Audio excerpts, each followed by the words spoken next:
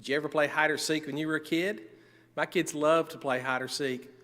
I've noticed that little kids are not particularly good at hide or seek because often they will hide in the very same places every single time. I guess their thought process is, this was a good hiding place once, it'll be a good hiding place again. So that's what they usually do. But when we really play hide or seek, then we move our hiding places around, we get more sophisticated with our hiding places, our hiding places become less obvious, and we just work harder at making sure that we are hiding, especially when we need to be hiding or we want to be hiding. Now that brings me to our text for today. You may recall that in Genesis chapter 3, man fell in the Garden of Eden, and immediately man began to hide from God. Before this, God and man had walked together in the garden, spent time together in fellowship with one another. But when sin entered the picture, then sin separates between us, between man, and God, and caused the man to want to hide. He hid in a couple of ways. One of the ways he hid was to cover himself up with clothing. Another way he hid was actually to hide in the garden from God. And so God says, "Where are you?" It's like, ready or not, here I come. And of course, he wasn't asking that so much for his own information. He knew where they were, but he was asking for their information. He wanted them to understand where they were, separate from God, hidden from God, apart from God. Why is it that Adam and Eve hid in the Garden of Eden? And then in a larger sense, why do we hide from God today? Well, first of all, man has always hidden because of disobedience.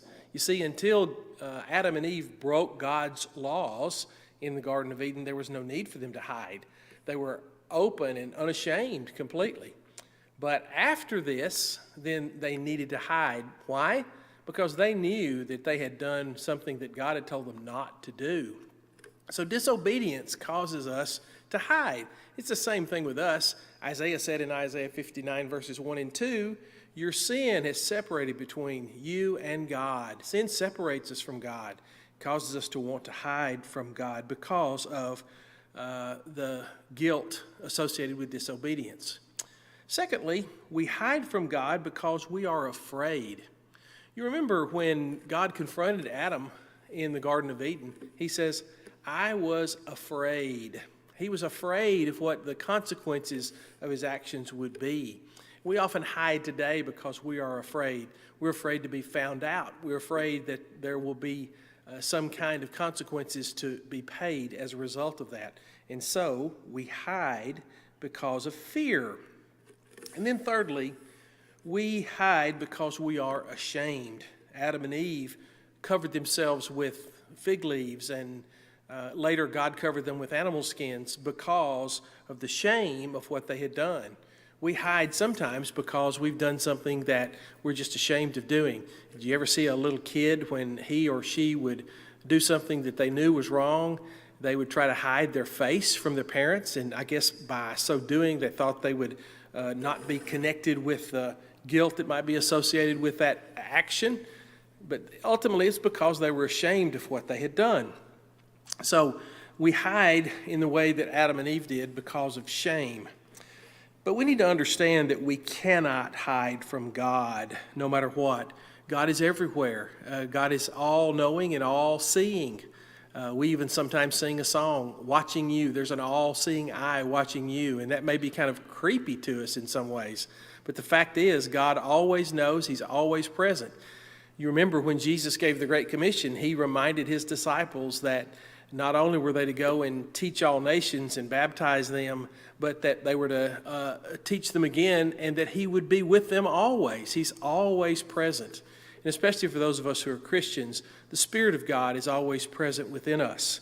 So we need to understand that no matter what we do, we cannot hide from God.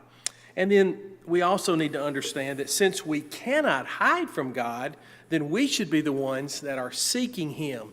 You remember in Acts chapter 17 when Paul stood on Mars Hill at the Areopagus and made his defense of his faith before the Greek philosophers who were there.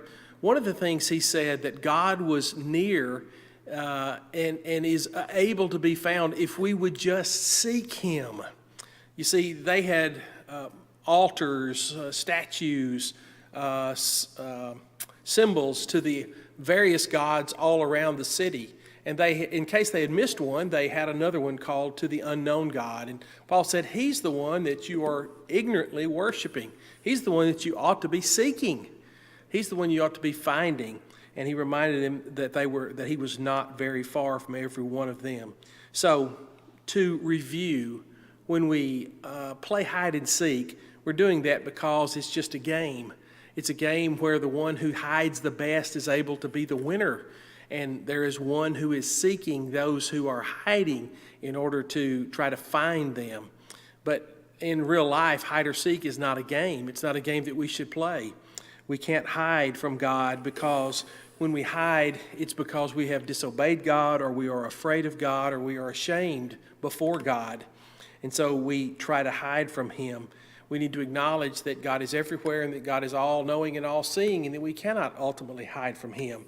And since we cannot hide from him, we ought to be running to him. We ought to be seeking him, because he is there for every single one of us. And so that's all that I have at this particular point.